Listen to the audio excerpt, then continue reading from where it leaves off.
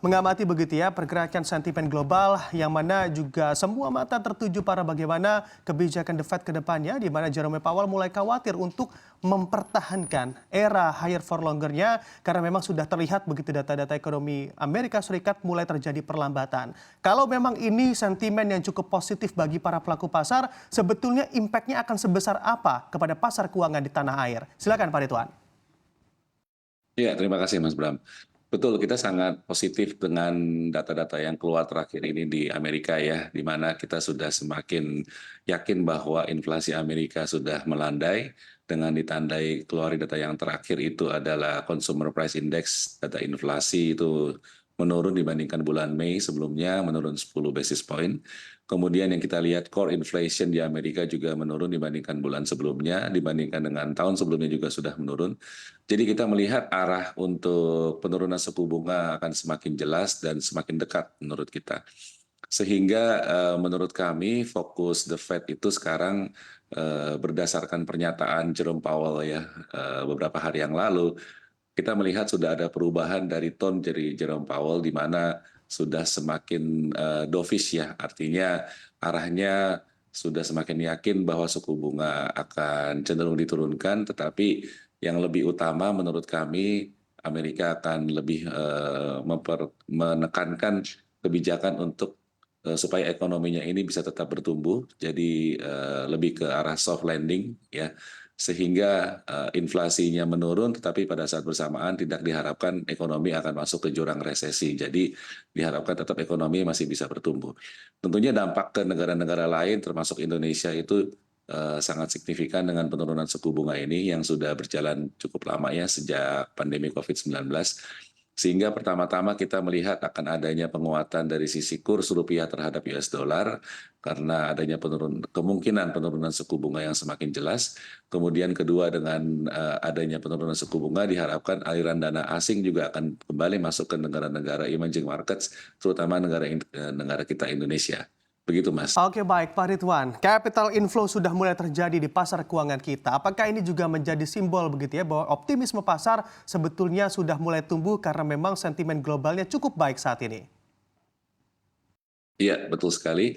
Jadi memang akhir-akhir ini kita sudah melihat capital inflow sudah mulai masuk ke Indonesia, terutama untuk ke pasar obligasi ya, di mana kita lihat yield dari obligasi Indonesia itu sempat menyentuh di bawah 7% yang untuk obligasi 10 tahun ya. Karena memang pasar mengantisipasi dengan keluarnya data-data yang terakhir ini cukup memberikan keyakinan bahwa Fed kemungkinan akan melakukan pemangkasan suku bunga, diperkirakan semakin tinggi probabilitasnya itu akan dipangkas di bulan September begitu. Jadi kita melihat capital inflow sudah masuk ke Indonesia, pertama masuk ke obligasi, kemudian juga kita akan melihat, saya cukup berkeyakinan akan masuk ke pasar saham juga ya, karena kita juga melihat pasar saham sebetulnya juga sudah mengalami rebound dalam 1-2 minggu terakhir begitu Mas. Oke baik, dikatakan dan juga diproyeksikan akan dipangkas di bulan September 2024 nanti, which is juga Ya, masih lama begitu ya Pak Ridwan.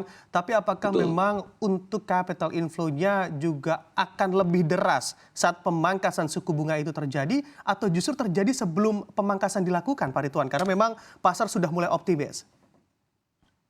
Iya, jadi biasanya untuk pasar ya sepanjang sejarah biasanya akan mendahului kebijakan atau mendahului fakta yang akan keluar. Jadi kalau nanti pemangkasan suku bunga itu memang dilakukan di bulan September, biasanya akan terjadi capital inflow itu sebelum-sebelumnya. Dan kita juga sudah melihat tanda-tanda capital inflow itu sudah terjadi sebetulnya di dalam beberapa minggu terakhir ini. Kita cukup berkeyakinan bahwa sampai dengan pengumuman Fed itu sebetulnya capital inflow itu sudah akan masuk duluan, begitu Mas. Oke baik, lebih cepat begitu ya dibandingkan dari Betul. target pemangkasan suku bunga di bulan September.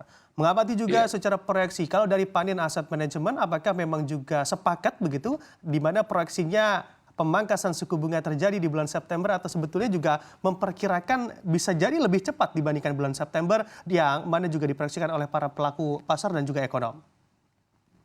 iya betul. Jadi memang saat ini bukan hanya kita, tapi kita melihat beberapa pelaku pasar mempunyai konsensus yang sama ya kurang lebih tingkat probabilitas pemangkasan suku bunga di September itu semakin lama semakin tinggi. Jadi pasar itu melihat bulan September ini seharusnya akan terjadi pemangkasan suku bunga Fed untuk yang pertama kalinya ya. Probabilitasnya semakin lama semakin tinggi, semakin mendekati bulan September kalau kita lihat. Memang ada beberapa analis yang memperkirakan bisa lebih cepat, misalnya di bulan Juli ini, akhir bulan Juli. Tetapi oke, kita ambil asumsi yang cukup wajar dan cukup realistis ya. Menurut kami juga, kami berpandangan untuk pemangkasan suku bunga diperkirakan di bulan September. Tetapi kalau kita nanti akan melihat data-data, mungkin ada data yang keluar itu cukup surprising atau mengejutkan, di mana inflasi Amerika itu menunjukkan penurunan yang lebih cepat, yaitu kemungkinan akan pemangkasan suku bunga dipercepat sebelum bulan September, itu bisa saja terjadi, Mas. Tapi ya kita ambil asumsi bahwa kalau misalnya dengan rate penurunan seperti ini, kita memperkirakan kemungkinan besar itu pemangkasan suku bunga pertama terjadi di bulan September, gitu Mas.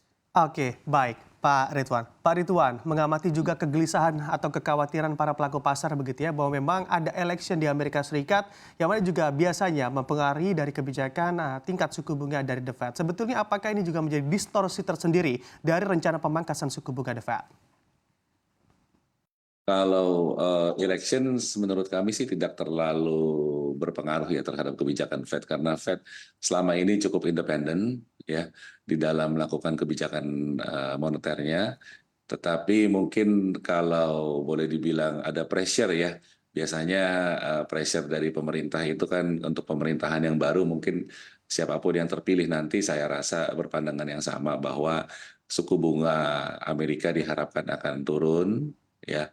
Karena kalau untuk pemerintahan yang baru dengan suku bunga yang turun tentunya akan lebih mudah bagi mereka untuk menggerakkan ekonomi. Ya diharapkan dengan suku bunga turun, ekonominya akan kembali naik ya, akan kembali bergairah. Untuk pemerintahan yang baru atau siapapun presiden yang terpilih, saya rasa sama saja, Mas. Mereka akan berpandangan bahwa diharapkan suku bunga Amerika itu akan lebih cepat turun, itu akan lebih baik begitu. Oke, baik. Pak Ridwan, saat ini juga fokus para pelaku pasar terbagi begitu ya. Dari peluang pemangkasan suku bunga The Fed hanya satu kali saja di 2024 ini dan masih ada harapan untuk 2 kali penurunan pemangkasan suku bunga di tahun ini. Kalau dari Panian Asset Management atau Anda begitu melihatnya ada berapa kali peluang pemangkasan suku bunga dari The Fed di tahun 2024 ini? Iya, dengan melihat data yang terakhir keluar dan mengasumsikan bahwa ke depannya data-data yang akan keluar itu akan menunjukkan penurunan tetap ya dari sisi inflasi Amerika. Kita akan melihat dari beberapa data, misalnya Consumer Price Index, kemudian Personal Consumption Expenditure atau PCE, itu kemampuan daya beli dari masyarakat Amerika. Kemudian juga tingkat unemployment rate-nya, tingkat pengangguran yang sudah lebih tinggi dibandingkan dengan tahun lalu ya. Kalau data-data ini ke depannya itu menunjukkan terus-menerus mengalami penurunan, kita akan melihat paling tidak ada 1 kali pemangkasan di bulan September dan kemungkinan bisa 2 kali. Jadi kita memperkirakan antara 1 sampai 2 kali kemungkinan untuk penurunan suku bunga Fed sampai dengan akhir tahun ini, Mas.